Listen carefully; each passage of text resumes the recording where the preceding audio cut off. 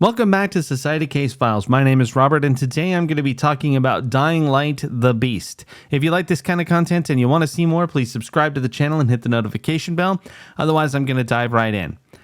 I played the original Dying Light on PlayStation quite a while back. I started doing it in co-op with a friend, and we only got so far together because it was nauseating for him. And for whatever reason, it didn't bother me back then. In fact, I was able to finish that game, and I really liked it, honestly. It took a little while to get used to, just the sort of getting back into the frame of what Dead Island started, and, Dying Light, I think, took it and made it more serious. Once I kind of got used to exactly what was going on and how to survive in it, I think that I did okay. I didn't die all the time, which is important.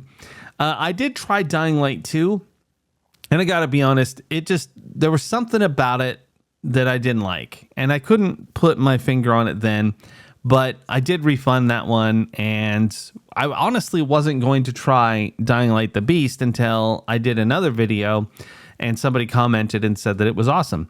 And I'm here to say that, yes, I think that it is actually a pretty damn awesome game. I've had a lot of fun with it, and I think that it is definitely worth playing. There's a lot to like here, but there still is the sense of motion sickness that came with the original game. And oddly, this time, it impacted me. And I think I figured out why. So as I was playing, I noticed that the controls, I don't want to use the term floaty because that's inaccurate, but they are extremely fluid. So when you move left and right with your mouse, there is no weight to it at all. You just turn very quickly. There's weight to combat. When you hit something, you can sense that was a connection to whatever you're bashing. And there is definitely weight to doing the parkour stuff. But when you're just moving in general, and often when you're doing things like the controlled fall, or I guess it's a controlled landing rather, and then you'd like do a somersault or any of that stuff, the fluidity of that motion, I think that's what starts it. I could be completely crazy, but that's what it seemed like to me. I mean, even in the footage that I'm doing here, some of it moves really, really fast, and it's crazy. And I think that contributes to the sense of vertigo you might receive while playing the game, if you're prone to it. There is a toggle to turn on a thing to reduce the motion sickness. I'm not entirely sure what it does. I tried it and I didn't really see any difference. So if someone knows specifically what it does, please let me know. Now, is that going to stop me from playing it? It will stop me from playing it quickly, but it isn't going to stop me from playing it because it is a really cool game. There are a few things that I'm going to point out that aren't quite as positive. It's not necessarily the gameplay's fault, what I'm about to say. In fact, let's just take a step back from the game itself and say that what is presented here, basically it being a souped up expansion. It was supposed to be an expansion for Dying Light 2, and then they added a whole bunch to it, made it a lot more, intense or bigger or whatever, and then released it as an independent game for $60. I think that was a little disingenuous. I feel like it's good, and again, I'm really having fun with it, but I just don't feel like it's necessarily a AAA title worth $60. I feel like it probably should have come out at the $30 range. And again, I mean, I've said it before, I'm a cheap ass, so, whatever. If you feel otherwise, let me know.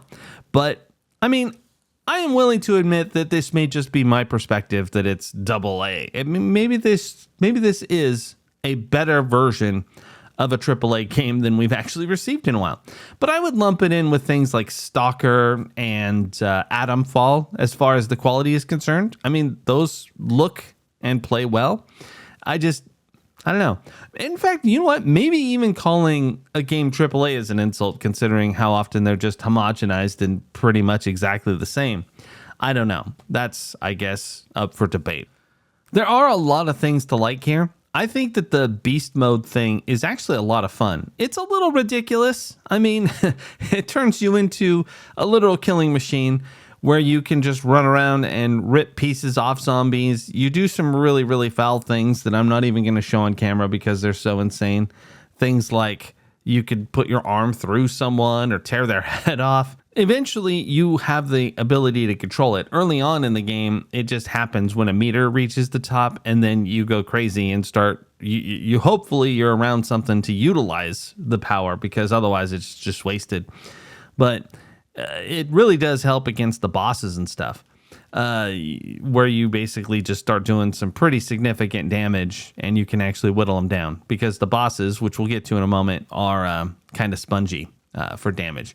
Eventually, you do get a power where you can trigger it whenever you want, as opposed to having to wait for that meter, or in fact, even having the meter just trigger it. If you've ever played the Dead Rising games, you know that at the beginning, there is a bit of sense of dread until you get certain elements or powers or equipment that you can make often, and then it just becomes how many zombies you can kill at once. Getting the beast is a little bit like that. It's not quite as bad, but ultimately, you will get to the point in this game that it's a lot easier, in my opinion, than the first Dying Light game, which I never really felt like it ever got quote unquote easy. But it did get to the point where you were good enough at the parkour, good enough at fighting, that you could get out of most situations without dying. And I don't think you need as much skill when you have the beast available. Which is no slight to anyone. It's just that the beast is so powerful, it really does kick a lot of butt. And, ultimately, I just had fun kicking it on. Like, there was one moment where I was really close to the meter being maxed out, and so I just made sure it happened, found a street completely full of zombies, and racked up a bunch of experience. It was super fun. So let's talk about driving. They've got that again. I guess that was in the following. I didn't play the following, but I understand what it was about. You had a car, you could upgrade it and that sort of thing. And this, you could jump into quite a few cars. They do run out of gas unusually fast, but they're really nasty. I mean, you could just mow down zombies with it and get around pretty quick. Unfortunately, since it's first person, it also contributes to the possibility of motion sickness. And especially when you try to turn your head while driving, for whatever reason, that really did me in. I was like, okay, hold on, pause. Let me give it a second. I got to look at something else, and then I could get back to it. It especially becomes annoying when a zombie gets on the hood of your car and smashes the window enough to where it's like spidered a little bit. So it's hard to see through it. And then, yeah, you're definitely at a point where it's like, okay, now I'm really sick. Maybe I'm just allergized when playing it, because it is the turn of the season and there's a lot of stuff kicked up outside, because I honestly don't normally get this kind of vertigo from a game. And I know I keep harping on it, but it is definitely a part of the experience. So have you experienced that sort of thing? And I know there's some people who literally just can't play first-person shooters. Well, let me tell you something. If you can't play like Doom, this game is definitely off the plate. This game is way more intense as far as the camera motions and that sort of thing. Just the somersault alone when you land a fall would do you in. So let's talk about bosses. Bosses in Dying Light, the Beast, are very damage spongy. Now, if you do have the capacity to become the Beast, you could get them down pretty quick. For the most part, I didn't find them all that crazy difficult, and I saw some videos where people said the same thing. It's not that they're really, really hard. It's that they do a lot of damage if you let them get close, and they just take a long time to kill. Even with beast mode, you can usually only get them down about halfway. It's not like you could just kill them outright. And so that was kind of tough, but I call it tough because I'm not a huge boss fight fan anyway, and some of these are they're just more irritating than they are fun, because it's not like they're necessarily challenging enough to where at the end you're going to be like, yeah, that was a really satisfying fight. It's more like I had the endurance to get through it. It's not like you have to dodge. There's no real mechanics to worry about too much. And I found that to be a little bit iffy. But, at the same time, there's a lot of other good things here. The zombies are really cool, and they are scary. They're sneaky. They kept coming up behind me, and I didn't catch them until they were trying to grab me. There's like finishing moves, so you can smack up a zombie a little bit and then, do something to take care of them the rest of the way. There's stealth takedowns. So there's a lot of good options. And I think they did a good job of making it really intense. The combat is nasty. It is very gory, and the stuff that you end up doing to the zombies is really quite gross. Now let's talk about probably one of the most important things of a Dying Light game, and that is traveling around. I mean, these games are all about that parkour movement, getting over the building tops, making your way through the city, trying to stay away from the zombies if you don't want to fight a whole bunch of them. And this game does a very good job. Apart from, I have to mention again, apart from the motion sickness stuff, I love running across the building tops. It makes you feel like the Crow in the movie. You could do some pretty phenomenal jumps. You're able to do some really just amazing things, honestly. You grab like these antennas and you ride them down to the next building, and you can make some pretty good jumps. You get a power that allows you to land it. I was having trouble getting that power to work every time. So like you have a button, the C button on my keyboard, and when you fall, if you hit it, then your character will roll and not take any damage from the fall, because otherwise you just die. I kind of wish, now this is me being a Care Bear, I kind of wish that it just triggered automatically, but that happened in Assassin's Creed Odyssey, and it did kind of make fall damage totally cheesy. So I kind of get it. You got to do something, and this game isn't easy mode per se. But yeah, running around is super fun.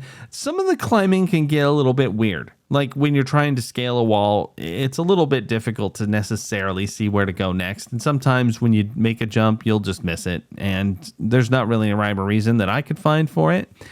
But, it is a game where you're going to be moving, like basically have your nose against a wall while shimmying left and right on tiny ledges until you get to the right place to be able to make a jump. And that's kind of interesting. So you can zip line around, you can slide, you can do all kinds of stuff. Pretty much everything you expect from these types of games, it's there. And I think, again, they do a really good job. As far as the nighttime is concerned, now I understand that in Dying Light 2, the night wasn't all that bad. It was just another segment of the game, and it didn't really have any kind of really spooky stuff happening. And I have no experience with that. So if I'm wrong, and the people who said that in the video are wrong, please let me know. But in this game, it is actually pretty scary. There's these volatile zombies. They can climb the walls, and once they see you, they'll start pursuit, and you have to try and find a safe place to escape them. I didn't get to beast mode with them ever, so I didn't go around at night as much as I could, but I imagine that they are not what you want to fight. In fact, all the videos I saw said, don't fight the volatiles, just try to run away. And for the most part in these games, you can avoid the night pretty well, except for in the cases where there might be a mission that requires you to set out in the evening. Even in this, it does talk about some opportunities where you can go and try and take out volatile nests and that kind of thing. But it can get a little bit unnerving when you're trying to run around out there. In normal mode and up, you'll lose experience if you die. And if you play on story mode, you don't lose experience. The higher the difficulty you play, the more tough the zombies are. In one way, I can see why people would want to do that, because you want to prolong the experience. You want to make it a little hard and really, test yourself. But on the other hand, I think that, I don't know. I mean, my Care Bear is showing again, but I don't really want to lose progress when I'm playing a game. I play a lot of games as opposed to like get one and then focus on it for months on end. Maybe if I was more single focused, I would want to play it in the hard modes to really eke out the full experience. But for me, I kind of want to experience what's happening in the game, check out the story, have some fun with the monsters, get some cool weapons and just sort of play. I don't necessarily need it to push my talents to the absolute limit. But speaking of some of the experience loss, some of the stuff I've seen is that it takes quite a bit to get to level. You don't get a whole lot of experience per kill, and then you get no experience from doing the kills while you're in beast mode. So, even if there's like 50 zombies in the street, you're not getting anything for killing them all in beast mode. It's just a way to clear a street, I guess. And you can lose 500. I've seen 750 experience lost on a death. So in some cases, it might feel like quite the slog to level up in it. I've seen some reviews that talk heavily about that, and some people are like, game's not supposed to be easy. And other people are like, it's kind of lame, but whatever. I mean, ultimately, this is a single player / co-op game. There's no competitive element to it. So I'm not judging anybody if they choose to play on story mode or if they are frustrated by losing experience. I think losing experience is pretty old school. I also acknowledge that there are people who have lots of time to play a specific game. And, that kind of challenge is cool for them. And if they can stomach it and it doesn't frustrate them, then all the more they should enjoy it. But I know a lot of people who do get very frustrated with losing progress. Like back in the old EverQuest days when you'd play there, you could lose levels and you could lose like 5 hours easily if you died multiple times. I had a very ridiculous experience where I thought I was safe and someone trained something to an area while I was using the restroom and I died 4 times, lost my level and a significant amount of experience. And that was rough. So back then I didn't really cherish my time like I do now. But as I've gotten a little bit older and I've played some more, I'll just call them Care Bear games, I do cherish my time a lot more. And so I don't want to be losing 2 hours or even 40 minutes is frustrating because oftentimes I'll want to log in and just play for that amount of time. If at the end of it I die and it was a complete waste of time, then, I find that annoying. But again, no judgment on either way, however people enjoy it. If they want that extra challenge, if they want that adrenaline rush, then that's cool. I don't find it an adrenaline rush. I find it stressful. So that's me. But all that said, let me just come right back around to say I have really enjoyed Dying Light the Beast, and I think it's a super fun game. I like it more than what I saw in Dying Light 2, and I'm honestly having more fun with it than I did in Dying Light 1, and I love Dying Light 1. So all around, I'd say that this game has a lot going for it. I'm not sure that it's worth the price. As much as I'm loving it, my cheap side is coming out. I think you should wait for a sale. But if this is the kind of thing you love, then get it right away, jump on it, and enjoy. We do know that Dying Light games get some pretty steep discounts. This is not an online game where you're going to have to stay competitive, and there's not really any spoilers to the story that you're going to worry about. This is a very straightforward story. So anyway, that's what I felt about Dying Light the Beast. I had a great time. I look forward to playing more. Let me know what you think. Have you tried it? Are you going to try it? Is this something that you're excited about? Let me know. This is Robert with Society Case Files signing off.